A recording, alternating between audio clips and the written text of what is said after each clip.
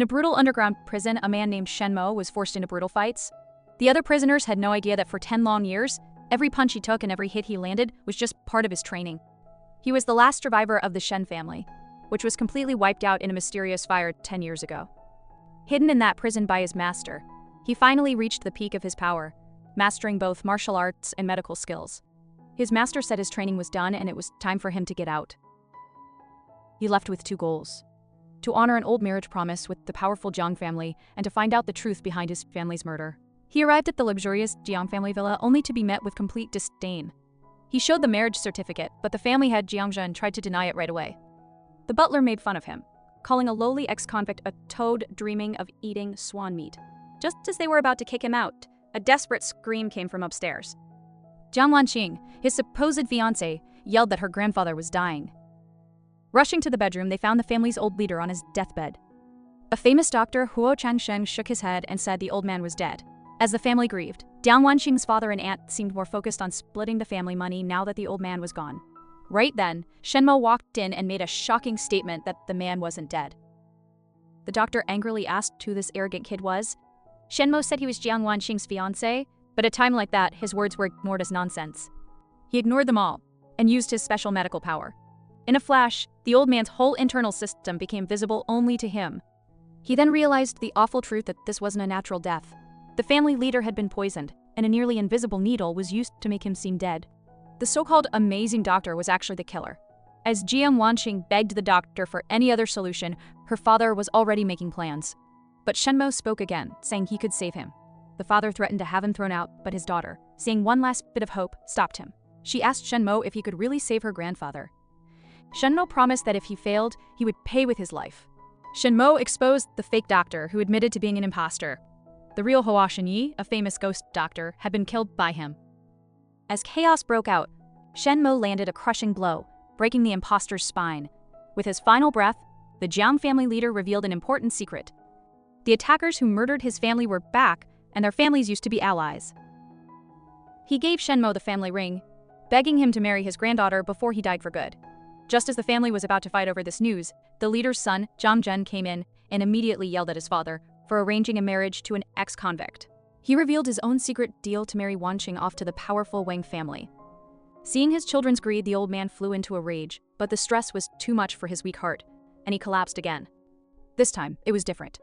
His heart was giving out, and Shen Mo sadly realized that while he could save a life, he couldn't save a man who had lost the will to live. As the old man died, his greedy children celebrated, with Jiang Zhen immediately announcing himself as the new head of the family.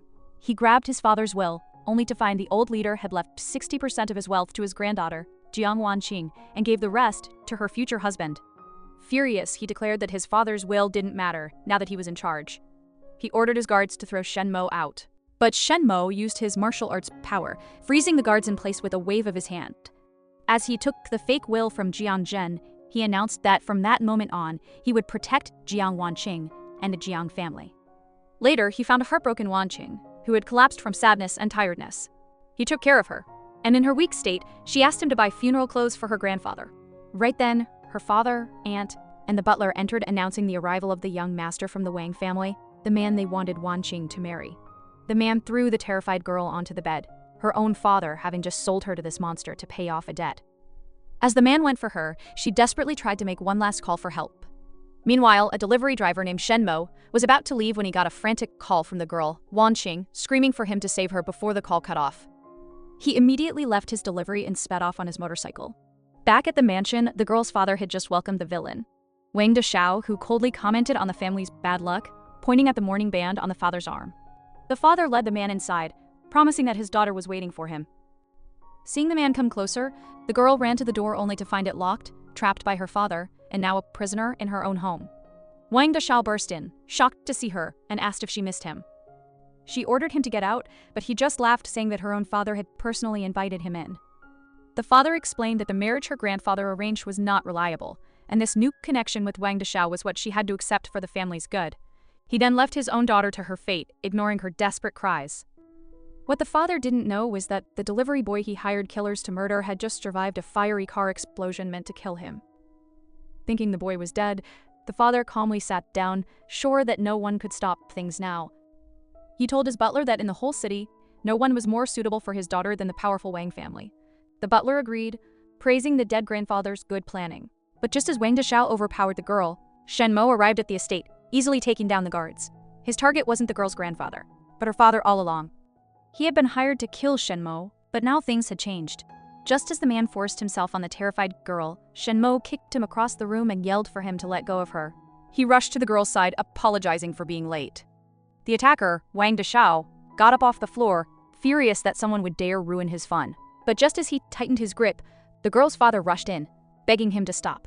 He screamed that Wang Dashao was the heir to the powerful Wang family, and if he died there, his family would be destroyed.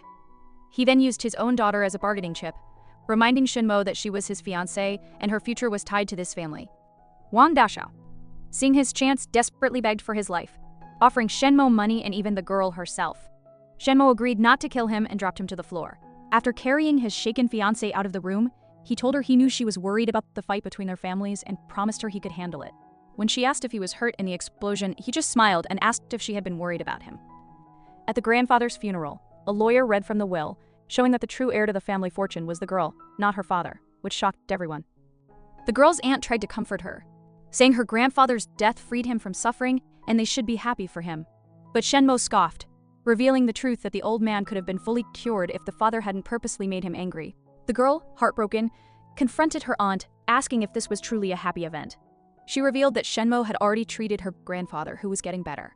Her aunt quickly shifted blame, saying the father's actions were wrong and suggesting Shen Mo was no better than a fake doctor, hinting that he might have actually killed the old man. What no one knew was that the father was already planning his next step. He promised the beaten Wang Dashao that he would make sure his daughter belonged only to him, revealing that the grandfather's funeral was the perfect time to get rid of Shen Mo for good. He then revealed that Shen Mo was just an ex-convict trying to marry into their rich family. Just as the woman was mourning her father, a man in a bright red suit stormed into the church with a wedding carriage, shouting he was there to marry her. The man in red rudely interrupted the serious ceremony. The woman finally faced him, reminding him this was her father's funeral. But he wouldn't stop, making a scene and turning a day of mourning into a chaotic show, leaving her to face the embarrassment in front of everyone. The man in red sneered, saying her father had only left her 2 houses in his will and he should be the one she was thankful to. The doctor gave the attacker 3 seconds to disappear, but the man just laughed. He threatened the doctor, bragging that the last fight was just luck because he was caught off guard, and today he would take his life.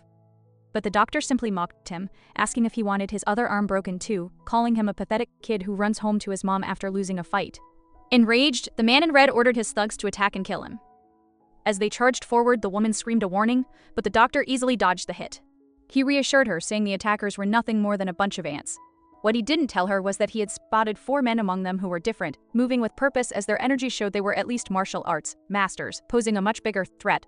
The woman had just told her suitor she would never marry him. Not today, not ever. Furious that she might choose the doctor over him, he ordered his men to kill the doctor right away, refusing to let anything delay his wedding. As the masters closed in, the doctor was torn. He remembered his master's final words in prison to never reveal his holy realm power, or it would bring a deadly disaster. His master had given him a marriage contract, telling him to marry the Jiang family's daughter to repay a debt and to find out the truth behind his own family's murder. But now, facing these powerful enemies, he had no choice. Declaring the martial arts holy realm open, an explosive energy burst from him. The attackers, who just a moment ago seemed unstoppable, were set flying in an instant, collapsing in a pile. The whole church was stunned into silence, staring in disbelief at the terrifying power he had just unleashed. In an amazing fight at a funeral, the man in black single-handedly defeated his rival's 2 strongest men. The rival, dressed in a flashy red suit, couldn't believe his eyes, stammering that these were the most powerful fighters in his family, yet they were taken down with 1 hit. As the man in black moved forward, the woman's father suddenly stepped in, trying to calm things down.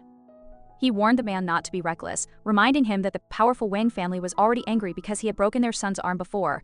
He warned that if he continued his rampage, even his own Jiang family wouldn't be able to protect him. Just then, the woman arrived, angrily confronting her father for defending an outsider who was causing trouble at her grandfather's funeral. She asked whether he was thinking of the family's future or his own. It was then that the man in black revealed the shocking truth, knowing the father was a hypocrite. He exposed the father's secret plan to sell his own daughter and plot to split the family inheritance. He said that a man who would sacrifice his daughter for personal gain and a family that would scheme against its own deserved no mercy. Ignoring the father's desperate pleas and his daughter's cries, he viciously grabbed the rival by the collar and slammed him to the ground. As he raised his fist for a final, deadly blow, the woman rushed to stop him, begging that the man couldn't die. She admitted her father had done many awful things, but his one correct statement was that their rival could not be killed there, in that place.